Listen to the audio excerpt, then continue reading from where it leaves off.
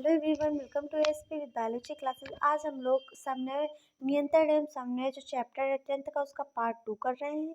इससे पहले अगर आपने हमारी वो वीडियो नहीं देखी है तो उसका प्लेलिस्ट बनी है चैनल पे और डिस्क्रिप्शन में लिंक पड़ा है, तो जाकर के आप वहां से देख सकते हैं। और आज का जो हम लोग का टॉपिक है वो है पादपों में समन्वय। ठीक है, वृद्धि तथा स्फीति गति में अंतर हम लोग समझेंगे इसके अंतर्गत। उसके बाद देखिए पादपों में समन्वय कैसा होता है। छुई मुई का पौधा आपने सुना होगा, एनसीईआरटी की बुक में भी दिया हुआ। जैसे आप छूओगे वो सिमट जाता है। ठीक, वो सिमट जाता है, तो पादप भी समन्वय करते हैं। वृद्धि तथा स्फीति गति में अंतर समझेंगे। तो देखिए यह एक दिशा में हो रहे उद्दीपन के प्रति अनुक्रिया करता है। यह कोशिकाओं की असमान वृद्धि के कारण होता है। यह अनुक्रिया अनुक्रमणीय होती है। स्फीति गति क्या होती है? इससे उद्दीपन की दिशा का कोई प्रभाव नहीं होता है। स्फीति गति कोशिकाओं की स्फीति गति में परिवर्तन आने के कारण होती है। यह उत्क्रमणीय होती है। यह उत्क्रमणीय होती है और यह अनुक्रमणीय होता है। जैसे आपने पौधा देखा होगा, जिस तरफ सूरज की रोशनी लगेगी तो पौधा उसी तरफ झुक कर के बढ़ेगा। अनुवर्ती गति तथा अनुचलन में अंतर समझते हैं, क्या होता है, कैसे होता है। तो अनुवर्ती गति देखिए, इसमें उद्दीपन जो होता है गति की दिशा का निर्धारण करता है। यह स्थिर पौधों द्वारा प्रदर्शित वक्रता गति होती है। पौधों द्वारा मतलब प्रदर्शित की जाती, जिस जिस तरफ मतलब यानी कि धूप आ रही उस तरफ पौधा जा रहा है बढ़ करके। उद्दीपन के आधार पर अनुवर्ती गति अनेक प्रकार की होती है। प्रकाशानुवर्ती, गुरुत्वानुवर्ती, रसायनानुवर्ती। ठीक है, अनुचलन क्या गति क्या होती है? तो देखिए अनुचलन गति क्या होती है? इसमें उद्दीपन गति की दिशा का निर्धारण नहीं करता है। ठीक है, इससे संपूर्ण पादप या उसके किसी भाग में स्थान परिवर्तन होता है, अतः यह अनुचलन गति करती है।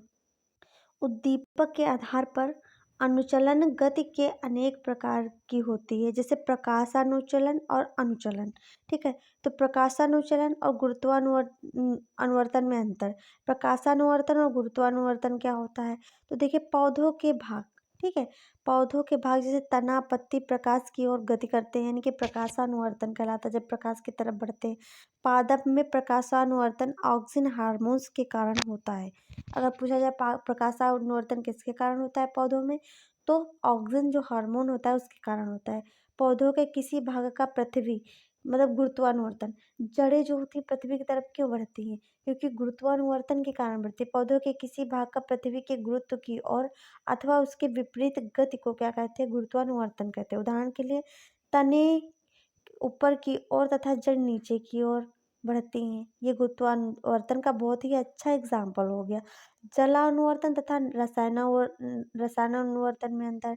तो जलानुवर्तन कहते हैं नमी के कारण होने वाली पादप गति को जलानुवर्तन कहते हैं। इस प्रकार की गति उच्च श्रेणी के पौधों की जड़ों यानी कि ब्रायोफाइट जो होते हैं के मूलाभास कवकों के जो कवक जो होते हैं उनके आदि देखने को मिलते हैं। जैसे अमीबा जल की ओर बढ़ता है, जिस तरफ जल होगा उसी तरफ अमीबा जाएगा। रसानुवर्तन क्या होता है? पराग नलिका का बीजांड की ओर वृद्धि करना। ठीक है, ये रसानुवर्तन हो गया। पादप हार्मोन समझते हैं क्या होते हैं?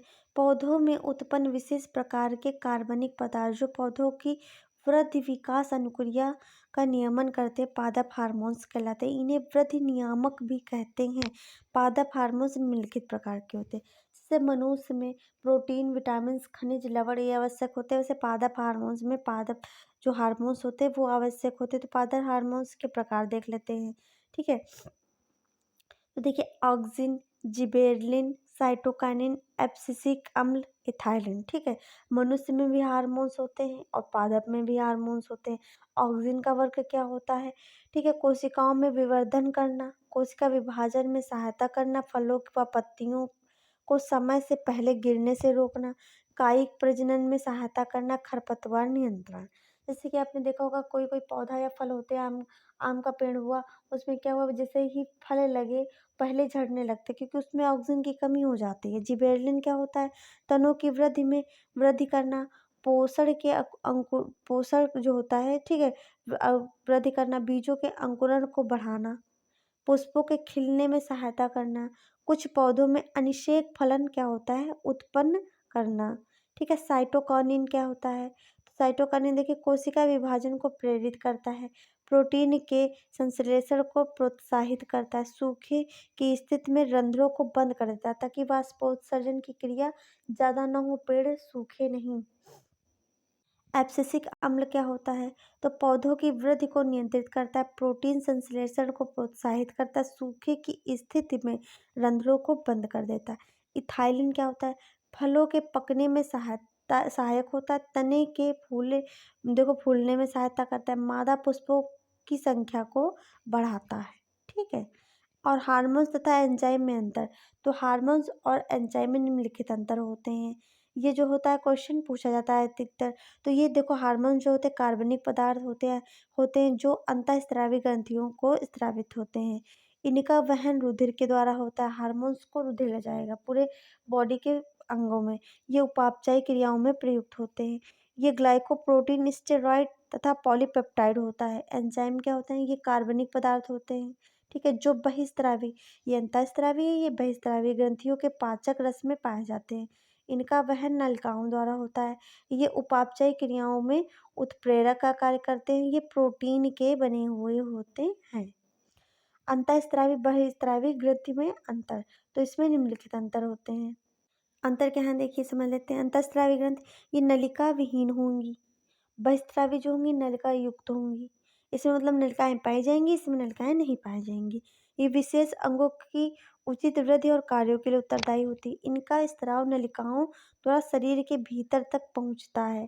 ठीक है, इनके स्राव को रुधिर द्वारा गंतव्य तक पहुंचाया जाता है।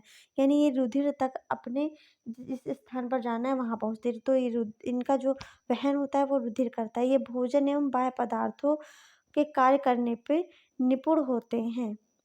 मानव शरीर में पाई जाने वाली अंतःस्रावी ग्रंथियों से जो हार्मोन्स स्रावित होते हैं उनके बारे में हम लोग समझेंगे यहाँ पे।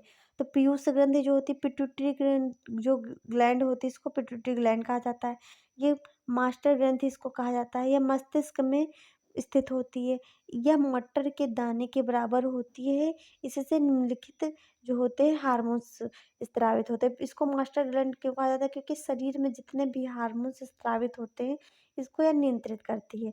वृद्धि हार्मोन्स देखिए क्या है? तो जो जिसे इसे जीएच हार्मोन्स कहते हैं, यानी कि ग्रोथ हार्मोन्स कहते हैं। यह अस्थियों तथा ऊतकों की वृद्धि को नियंत्रित करता है। एंटी डायूरेटिक हार्मोन्स, इसे एडीडीएच कहते हैं। ठीक है, यह वृक्क द्वारा जल के पुनः अवशोषण को नियंत्रित करता है। एसीएफएच, यह कार्टिसोन निर्माण के लिए अधिवृक्क कार्टेक्स को उत्तेजित करता है। एफएसएच, ठीक है, तो यह एस्ट्रोजन स्रावण के लिए अंडाशय को क्या करेगा? उत्तेजित करेगा। फीमेल में अंडाशय को एफएसएच उत्तेजित करता है। यह थायरॉक्सिन के स्रावण के लिए थायराइड ग्रंथि जो होती है उसको उत्तेजित करता है कि थायरॉक्सिन का स्रावण आप कीजिए। थायराइड क्या होता है? ठीक है, तो यह गले में स्थित होती है। इसमें थायरॉक्सिन हार्मोन स्रावित होता है। ठीक है, इससे क्या होता है? थायरॉक्सिन हार्मोन स्रावित होता है। थायरॉक्सिन उपापचय तथा वृद्धि की दर को नियंत्रित करता है। इसकी कमी से गलगंड रोग हो जाता है। अधिकता से हाइपरहाइड्रोसिस रोग हो जाता है, यानी कि शरीर से पसीना बहुत निकलता है। अग्न्याशय, इसकी लैंगर-हैंस की द्वीपिकाओं की बीटा कोशिकाओं से क्या होता है? इंसुलिन का स्रावण होता है। इसकी कमी से मधुमेह रोग यानी कि डायबिटीज हो जाता है। अधिवृक्क ग्रंथि क्या होती है? तो देखिए, इसे कार्टिसोन का स्रावण होता है। कार्टिसोन प्रोटीन को शर्करा में बदलने का कार्य करता है। अंडाशय, यह एस्ट्रोजन तथा प्रोजेस्टेरोन का स्रावण करता है। यह हार्मोन्स महिलाओं के लक्षणों को विकसित करता है, यानी कि महिलाओं में जैसे कि आवाज़ जो होती है पतली होना, ठीक है, स्तनों का विकास होना, गुप्तांगों पे बाल निकलना, तो इनका क्या होता है? जो होता है ये अंडाशय के जो प्रोजेस्टेरोन निकलता है उससे होता है। वृषण क्या होता है? ये टेस्टोस्टेरोन। अगर अंडाशय से पूछा जाए कौन सा जो होता है हार्मोन्स निकलता है, तो एस्ट्रोजन तथा प्रोजेस्टेरोन निकलता है। और वृषण से क्या कौन सा निकलता है? टेस्टोस्टेरोन निकलता है। ठीक है, टेस्टो यानी कि टेस्टिस से क्या निकलता है? टेस्टोस्टेरोन का स्रावण होता है। यह हार्मोन्स पुरुष के लक्षणों को विकसित करता है। ठीक है, पुरुष के लक्षणों को विकसित करता है, जैसे कि दाढ़ी मूंछों का निकलना। ठीक है, स्पर्म मतलब यानी कि जो सीमन होता है उसका बनना। तो ये हमारी क्लास यहाँ पे खत्म हुई। अगर आपको हमारे नोट्स अच्छे लगे, मेरी क्लास अच्छी लगे, तो मेरे चैनल को लाइक शेयर एंड सब्सक्राइब करें। Thanks for watching.